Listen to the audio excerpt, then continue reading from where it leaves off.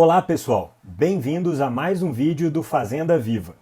Neste tópico vamos falar sobre o manejo da fertilidade do solo nos 102 hectares da nossa fazenda.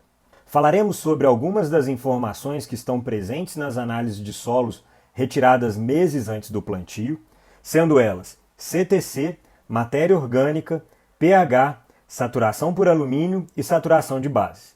No entanto, é importante conhecer o histórico da área e a capacidade do investimento e operação do produtor para que possamos atender a demanda e a capacidade de execução dele. No nosso caso, a área tem 102 hectares, como falamos.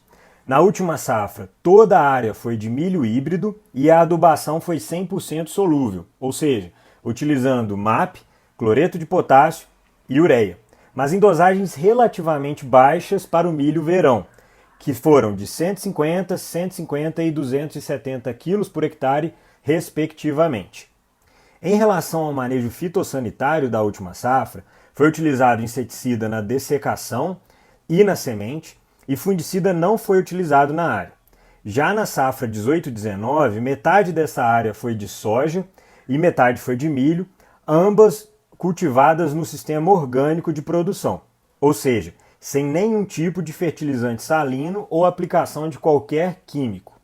De posse desse breve histórico, podemos analisar os dados da análise de solo de forma mais coerente com o manejo e realidade do produtor. A análise foi feita de 0 a 20 e 20 a 40 centímetros. O solo tem teores médios de argila, silt e areia de 38%, 40% e 12% respectivamente. Como estamos dentro de um projeto chamado Fazenda Viva, nada mais esperado do que iniciar a interpretação da análise pela matéria orgânica, pois ela dá uma boa referência da qualidade geral do ambiente de produção e pode responder muitas questões quanto à capacidade de ciclagem de nutrientes e resposta ao manejo microbiológico. Bom, então vamos ao que importa, né? Como podem ver no quadro resumo, a matéria orgânica dessa área está em 1,8%, o que é um teor considerado médio. O ideal para a atividade microbiana das respostas ótimas é acima de 3,5%. Acima de 3% já começa a ficar legal. No entanto, já que estávamos em agosto na hora da análise, não seria possível fazer muita coisa para melhorar esse item. Outro ponto importantíssimo é o pH, que indica quanto de hidrogênio livre tem na solução, que pode interferir no crescimento radicular e disponibilidade de nutrientes. O pH médio é de 5,14, o que é baixo. Consequentemente, a saturação por base também está baixa, em 43%, e deve ser elevada para pelo menos 70% a fim de obter altas produtividades. Sendo assim, seriam necessárias 2,5 toneladas por hectare de calcário, com um PRNT de 85%. Então beleza, agora a gente precisa decidir qual calcário usar. E por quê? Na verdade, esse é um ponto crítico do manejo de correção para essa safra, e são dois os motivos. O primeiro é porque estávamos em agosto e não daria tempo suficiente do calcário reagir até o plantio.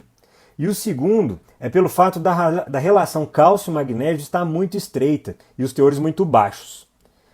Além disso, o teor de potássio está no nível bom, o que torna ainda mais complexa essa equação, pois a soja prefere absorver primeiro o potássio, depois o magnésio e somente por último o cálcio, mas a planta precisa de mais cálcio do que magnésio.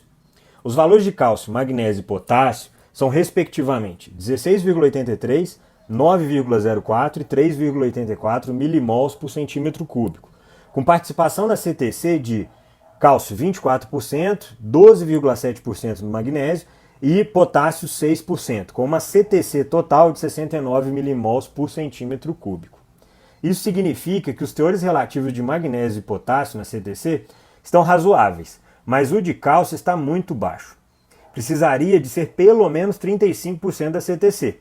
Sendo assim, não nos resta outra opção se não aplicar calcário calcítico numa dose de 2,5 toneladas por hectare, considerando o ambiente, o perfil de 0 a 20 centímetros.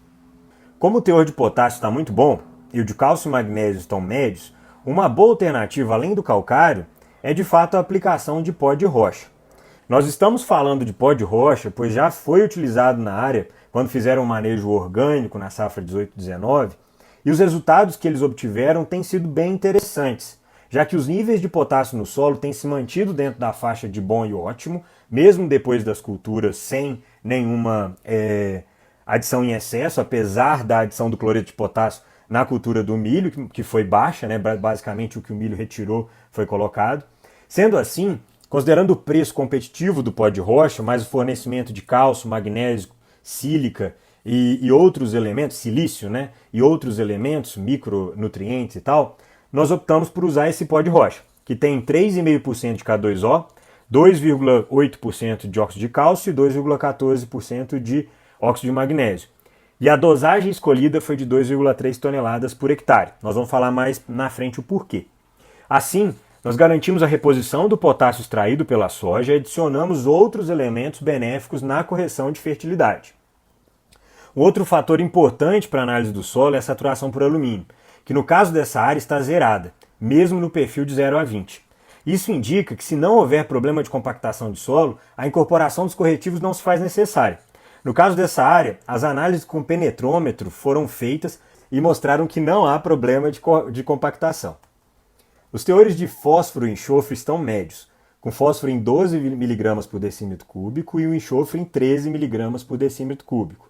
Mas devido à dificuldade de mobilização do fósforo e à fonte de correção de enxofre, que seria o gesso, deveria ser utilizado em quantidade muito baixa para a capacidade operacional do produtor, que seria em torno de 300 kg por hectare, a gente optou por fazer uma aplicação de gesso numa área menor, com uma quantidade mínima capaz de ser jogada pela esparramadeira que nós temos lá na fazenda, que seria a utilização da dose de 700 kg por hectare, a fim de avaliar possíveis diferenças, né, de produtividade e entender se essa dosagem não oneraria demais na safra, né? Além disso, a gente também vai trabalhar, né? Nós também trabalhamos, na verdade, com fósforo e enxofre na fertilização de plantio, via foliar, e também optamos por uma inoculação com micro-organismos que são solubilizadores de fósforo, certo? Em resumo, temos uma área com solo de média fertilidade, com desequilíbrio de cálcio importante na CTC. Portanto, mesmo com a correção de solo executada, devido ao baixo tempo de reação e não incorporação, vamos trabalhar com o manejo de adubação e fitossanitário para a meta de produtividade de 65 sacas por hectare, pois acreditamos que é muito difícil passar disso, devido às limitações de pH, cálcio e magnésio na CTC.